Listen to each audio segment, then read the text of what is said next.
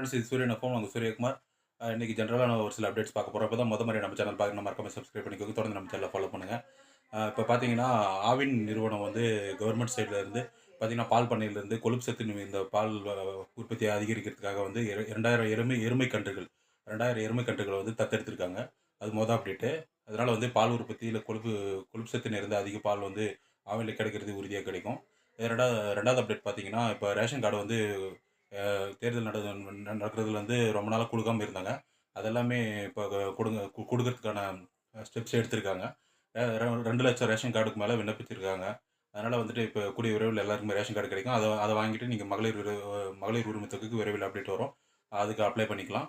இது 2வது அப்டேட்டு. 3வது அப்டேட் பார்த்தீங்கன்னா, 40 வயதுக்கு மேலே இருக்கிறவங்க வந்து டிரைவிங் லைசன்ஸை புதுப்பிக்கிறதோ இல்லை டிரைவிங் லைசன்ஸ் எடுக்கிறதா இருந்தால் அவங்களுக்கு வந்து மெடிக்கல் சர்டிஃபிகேட் வந்து கம்பல்சரின்னு சொல்லியிருக்காங்க. 40 வயசுக்கு மேலே நீங்கள் ரெனியூவல் பண்ணுறதுக்கு போனாலும் இல்லை புதுசாக அப்ளை பண்ணுறதுக்கு போனாலும் டிரைவிங் லைசன்ஸ் அப்ளை பண்ணுறதுக்கு போனாலும் மெடிக்கல் சர்டிஃபிகேட் வாங்கிட்டு தான் அப்ளை பண்ண முடியும். அந்த ஒரு அப்டேட்டுக்காக தான் வீடியோ போட்டோம்.